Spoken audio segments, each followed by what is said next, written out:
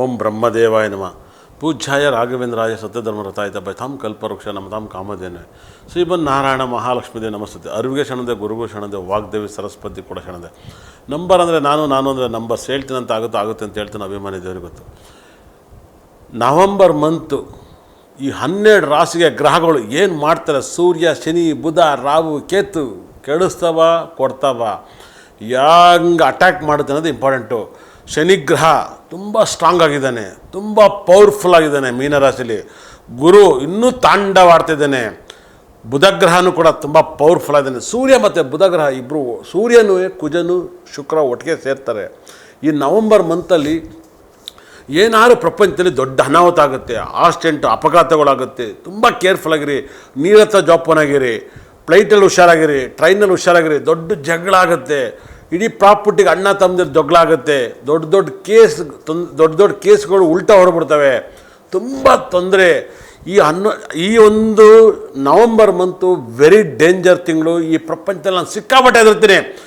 ಏನು ಭಾಳ ಹೆದರ್ತಾ ಇದ್ದೀನಿ ಅಂದರೆ, 9ನೇ ತಿಂಗಳು ಏನು ಕೆಟ್ಟದ್ದು ಮಾಡ್ತು, ಅದೇ ಥರ 11ನೇ ತಿಂಗಳು ಏನಾದ್ರು ಕೆಟ್ಟದ್ದು ಮಾಡುತ್ತೆ, ತುಂಬ ಕೆಟ್ಟದ್ದು ಮಾಡುತ್ತೆ. ಅದರಲ್ಲೂ ಕೂಡ ಧನುಸು ರಾಶಿ ದಿವಸನೇ ಕೆಟ್ಟದಾಗುತ್ತೆ.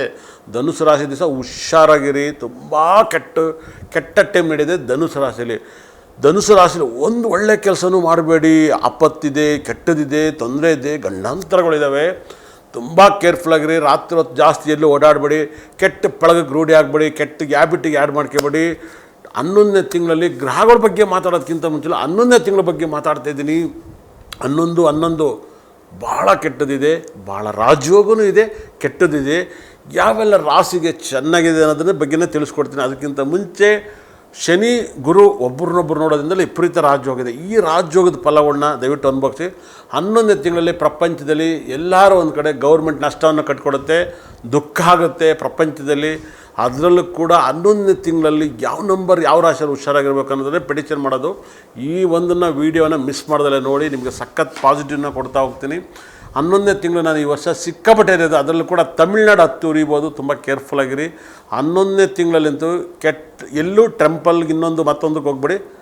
ಇಷ್ಟ ತನಕ ನೋಡಿದ್ರೆ ಒಳ್ಳೆಯದಾಗಲಿ. ಧನುಸು ರಾಶಿ ನವಂಬರ್ ಮಂತು ಬೆಂದು ಹೋಗ್ತೀರಾ, ಸುಟ್ಟೋಗ್ತೀರಾ, ತೊಂದರೆ ಹಾಕಿರ್ತೀರ, ಆಘಾತವನ್ನು ಅನುಭವಿಸ್ತೀರ, ಮನಸ್ತಾಪಗಳಾಗುತ್ತೆ, ಫ್ರೆಂಡ್ಸ್ ಕಳ್ಕೊತೀರ, ವ್ಯಕ್ತಿತ್ವ ಕಳ್ಕೊತೀರ, ಅವಮರ್ಯಾದೆಯನ್ನು ಅನುಭವಿಸ್ತೀರ. ತುಂಬ ಸಾಲ ಮಾಡೋರು ಇನ್ನೂ ಸಾಲವನ್ನು ಮಾಡ್ತೀರ. ನವಂಬರ್ ತಿಂಗಳಲ್ಲಿ ಚಪ್ಪಲಿ ಕೂಡ ತಗೋಬೇಡಿ, ಚಪ್ಪರ ಹಾಕ್ತೀರ. ಯಾವುದೇ ಒಂದು ಒಳ್ಳೆಯ ಕೆಲಸನ ದಯವಿಟ್ಟು ಮಾಡಬೇಡಿ. ಎಲ್ಲ ಮುಂದಕ್ಕೆ ಹಾಕಿ. ಧನುಸು ರಾಶಿ ದಿವಸ ನೀವು ಒಂದು ಮುಹೂರ್ತವನ್ನು ಮಾಡಬೇಡಿ. ಮತ್ತು ಹೆಚ್ಚು ಕಮ್ಮಿ ಧನುಸು ರಾಶಿಲಿ ಮಕ್ಕಳು ಕೂಡ ಹುಟ್ಟಬಾರ್ದು. ತುಂಬ ತೊಂದರೆ ಸಿಗಾಕಿರ್ತವೆ. ಧನುಸು ರಾಶಿಲಿ ಮಗು ಕೂಡ ಹುಟ್ಟಿದ್ರು ಕೂಡ ಆ ಮಗು ಏಳಿಗೆ ಆಗೋಲ್ಲ, ತೊಂದರೆ ಸಿಗಾಕಿರುತ್ತೆ. Personal life, marriage life, business line ಏನೂ ಚೆನ್ನಾಗಿರಕ್ಕಲ್ಲ. ಧನುಸು ರಾಶಿಲಿ ನವಂಬರ್ ತಿಂಗಳಲ್ಲಿ ಮಕ್ಕಳೇ ಹುಟ್ಟಬಾರ್ದು. ಬೇರೆ ರಾಶಿಲಿ ಮಗು ಹುಟ್ಟರೆ ತುಂಬ ಒಳ್ಳೆಯದಾಗುತ್ತೆ. ಧನುಸು ರಾಶಿಲಿ ಹುಟ್ಟೋಕ್ಕಿಂತ ಹೆಚ್ಚಾಗಿ ಭಾಳ ವಿಶೇಷವಾಗಿ ಧನುಸು ರಾಶಿಯಲ್ಲಿ ತುಂಬ ಕಷ್ಟ ಸಿಗಾಕಿರ್ತೀರ. ನೀವು ಧನುಸು ರಾಶಿಯರು ಮನೆ ನೀವು ಅಂತೀರಿ, ಖಂಡಿತ ಒಳ್ಳೆಯದಾಗುತ್ತೆ. ಏನೋ ಗಂಡಾಂತರಗಳು, ಯಾಕಂದರೆ ಸುಖಸ್ಥಾನದಲ್ಲಿ ರಾಹು ಗ್ರಹ, ಶನಿನೂ ಇರ್ತಾನೆ. 3ನೇ ಮನೆಯಲ್ಲಿ ಭಯಂಕರವಾದ ದುಃಖ, ನೋವು ಎಲ್ಲವೂ ಕೂಡ ರಾಹು ಗ್ರಹ ಕೊಡ್ತಾನೆ ಕುಂಭರಾಶಿಲಿ. ಮೀನದಲ್ಲಿ ಶನಿ ಗ್ರಹ ನಿಮಗೆ ಕಷ್ಟವನ್ನು ಕೊಡ್ತಾಯಿದ್ದಾನೆ. ಮೀನದಿಂದ ಗುರು ಕಟಕಕ್ಕೆ ಹೋಗಿದ್ದಾನೆ. ರಾಶ್ಯಾಧಿಪತಿ ಕಟಕ ರಾಶಿಯಲ್ಲಿ ಇರಬಾರ್ದು.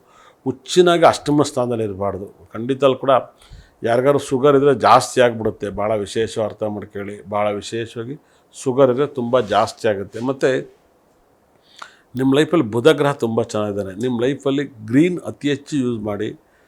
ಭಾಳ ವಿಶೇಷ ಹೆಸರು ಕಾಳನ್ನ ಅತಿ ಹೆಚ್ಚು ಯೂಸ್ ಮಾಡಿ, ತುಂಬ ಒಳ್ಳೆಯದಾಗುತ್ತೆ. ನಿಮ್ಮ ಲೈಫಲ್ಲಿ ಜಾಸ್ತಿ ಫೋನಲ್ಲಿ ಮಾತಾಡಬೇಡಿ. ಮತ್ತು ರೆಸ್ಟನ್ನು ಜಾಸ್ತಿ ತಗೊಳ್ಳಿ, ನಿಮ್ಗೆ ತುಂಬ ಒಳ್ಳೆಯದಾಗುತ್ತೆ. ಎಷ್ಟು ರೆಸ್ಟ್ ತಗೋತಿರೋ ಅಷ್ಟು ಒಳ್ಳೆಯದು.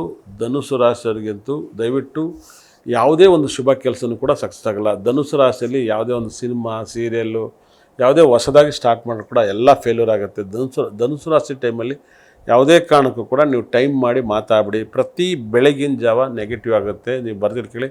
9 ಗಂಟೆ ಒಳಗಡೆ ನವಂಬರ್ ತಿಂಗಳಲ್ಲಿ ತುಂಬ ಗಂಡಾಂತರಗಳ ಪ್ರಪಂಚದಲ್ಲಾಗುತ್ತೆ. 9 ಗಂಟೆ ಒಳಗಡೆ ನೋಡಿ. ನೀವು ಬೇಕಾದ್ರೆ ಅಪ್ಪಿತಪ್ಪಿ 9-9:15 ಒಳಗಡೆ, 9:15 ಒಳಗಡೆ ಧನುಸು ರಾಶಿಯಲ್ಲಿ ತುಂಬ ಕೆಟ್ಟ ಫಲಗಳನ್ನ ನೀವು ನೋಡ್ತೀರಾ. ಬೆಳಗಿನ ಜಾವ ನವಂಬರ್ ತಿಂಗಳಲ್ಲಿ ಏನಾರು ಆದರೆ ಅದು 9:15 ಒಳಗಡೆ ಆಗುತ್ತೆ. ಯಾಕಂದರೆ ಧನುಸು ರಾಶಿ ಆ ಒಂದು ಟೈಮಲ್ಲಿ ಆ ಲಗ್ನ ಅಲ್ಲಿ ಪಾಸ್ ಆಗ್ತಾ ಇರುತ್ತೆ. ಧನುಸು ಲಗ್ನ ಅಲ್ಲಿ ಪಾಸ್ ಆಗೋದ್ರಿಂದ, ಇಲ್ಲ ಧನುಸು ರಾಶಿಲೇ ಚಂದ್ರ ಬಂದಾಗ ಮೂಲ ನಕ್ಷತ್ರದಲ್ಲೂ ಇದ್ದಾಗ, ಇಲ್ಲ ಭರಣಿ ಪೂರ್ವಾಷಾಢ ನಕ್ಷತ್ರ ಇದ್ದಾಗ, ಇಲ್ಲಾಂದರೆ ಉತ್ತರಾಷಾಢ ನಕ್ಷತ್ರ, ಉತ್ತರಾಷಾಢ ನಕ್ಷತ್ರ ಇದ್ದಾಗಲೂ ಕೂಡ ತುಂಬ ಕೆಟ್ಟ ಫಲಗಳಾಗುತ್ತೆ. ಯಾಕಂದರೆ ಧನುಸು ರಾಶಿಯಲ್ಲಿ ಮೂಲ ನಕ್ಷತ್ರ ಅಂದರೆ ಶುಕ್ರ ಗ್ರಹದ ನಕ್ಷತ್ರ, ಸೂರ್ಯ ನಕ್ಷತ್ರ, ಕೇತು ನಕ್ಷತ್ರ ಇದೆ, ತುಂಬ ಗಂಡಾಂತರಗಳನ್ನ ಕೊಡುತ್ತೆ.